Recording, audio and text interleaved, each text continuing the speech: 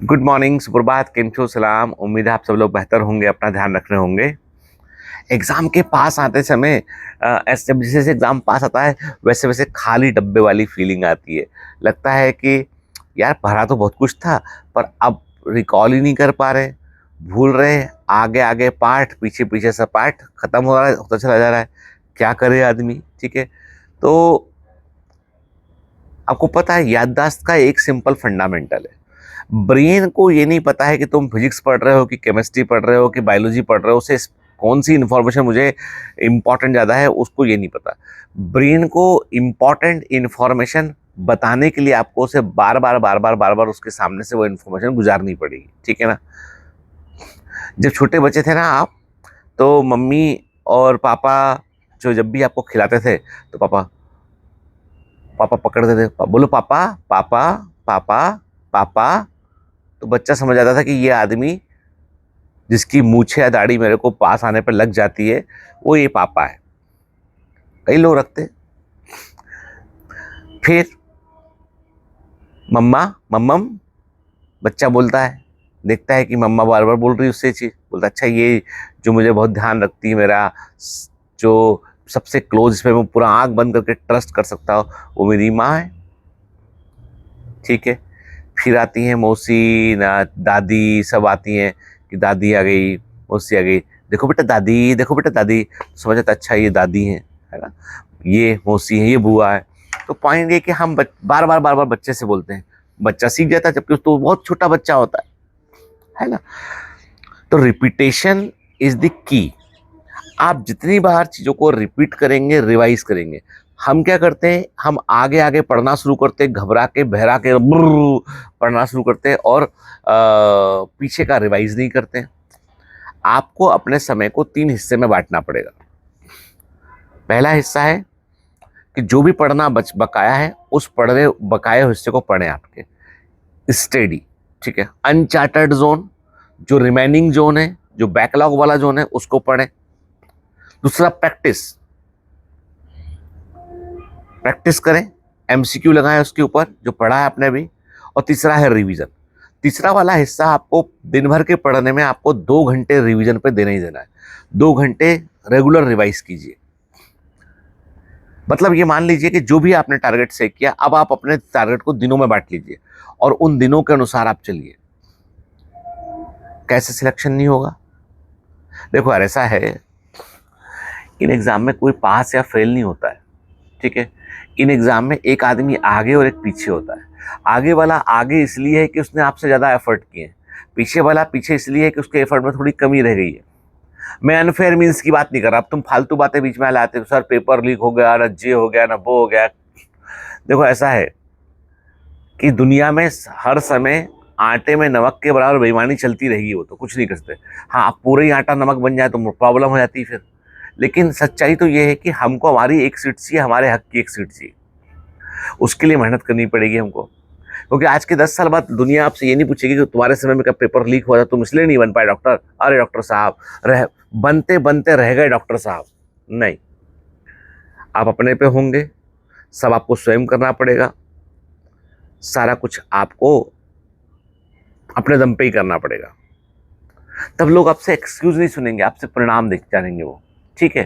तो मैं वही बोलता हूँ कि इसलिए आप है ना, कोई भी तरह का ये कि ऐसा हो गया तो वैसा हो गया।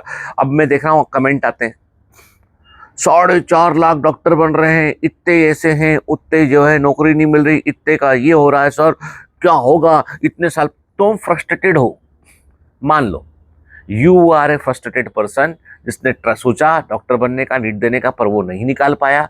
तो अब वो फ्रस्ट्रेशन है, वो कह रहा है मेडिकल खराब है।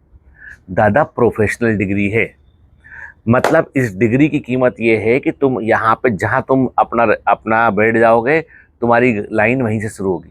गांव में जाके बैठ जाओगे, 2 कुर्सी चेयर लेके, प्रैक्टिस वहां शुरू होगी। थोड़े दिन का संघर्ष होगा, लोग जानने लगेंगे, इलाज कर। दुनिया में हर जगह ह्यूमन बीइंग है, जहां मनुष्य है वहां छोटी मोटी बीमारियां हैं, और डॉक्टर भी है। अब तुम चाहते हो नरेश त्रेहन बनना, और किया सिर्फ तुमने एमबीबीएस है। सुनो, कड़वी बात और खड़ी बात है ना, मतलब सुबह सुबह कोई डंडा लेके कोई कोई सुना सकता है ना, और जिससे हेड से फर्क नहीं पड़ता वो मैं ही हूँ, ठीक है। फर्क तो पड़ता है लेकिन अवॉइड मार देते हैं पर। तो पॉइंट ये है कि तुम बनना चाहते हो नरेश त्रेहन और सिर्फ एमबीबीएस करके, वो भी सड़े से कॉलेज से, तो भाई साहब ये संभव नहीं है।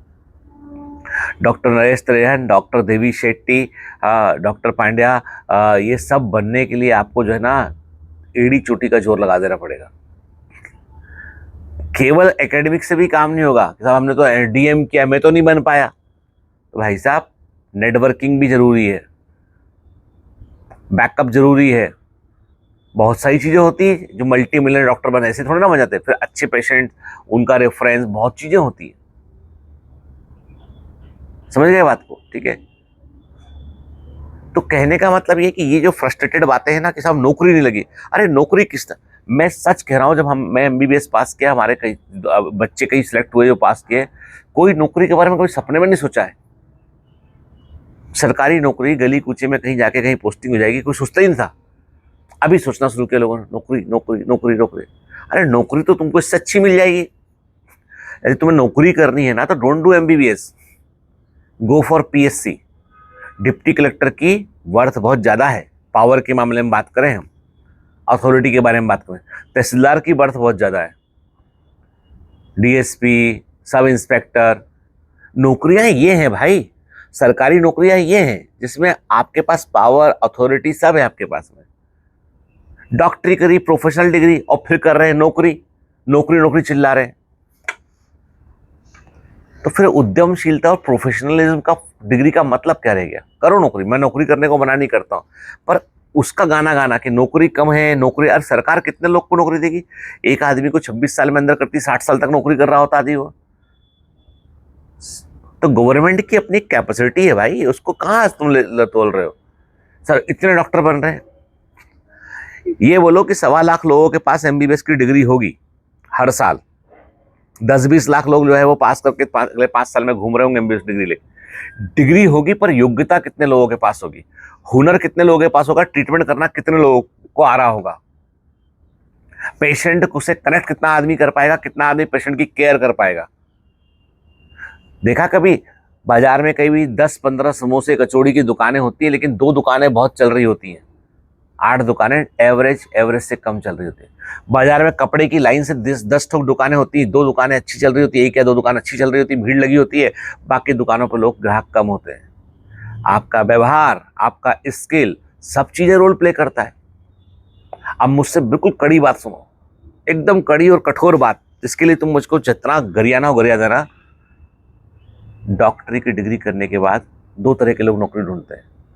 एक जिनको सच में समाज सेवा करनी होती है, चलो कर लिए, फिर अपना क्लिनिक खोल के वहां समाज सेवा करते हैं। दूसरे जो कंफर्ट जोन में बैठना होता है, कि यार हो गया यार, अब क्यों करें, इतना पढ़ लिया, इतने पढ़ने पे जे नौकरी लग जाए आराम से, जिनको आगे की लड़ाई नहीं लड़नी। मेडिकल में तो अपडेट रहना पड़ता है, ठीक है। तो इसलिए मेडिकल कॉलेज में पढ़ाने वाले टीचर्स की बात नहीं कर रहा मैं बात कर रहा हूँ जब आप देखो, गांव के अंदर भी डॉक्टर बहुत जरूरी है, मेरे को गलत मत समझना, लेकिन आप सरकार से उम्मीद करें कि हर एमबीबीएस को सरकारी नौकरी दे दे वो पास होते ही, नॉट पॉसिबल एट ऑल। फिर तो सीटें बहुत कम करनी पड़ेंगी सरकार को, समझ गए ना? इसलिए ये नेगेटिव न्यूज़ ना मत कीजिए इसको ऊपर, उससे कुछ होने जाने वाला नहीं है। ये है कि प्रोफेशनल डिग्री है, जैसे चार्टर्ड अकाउंटेंट की होती है, एमबीबीएस डॉक्टर्स की होती है, ठीक है ना? तो अब आईआईटीएंस को नौकरी कौन देता है? प्राइवेट कंपनी नौकरी देती है भाई, प्राइवेट कंपनी। कितने आईआईटी को सरकार अंदर लेती है बता दो मेरे को।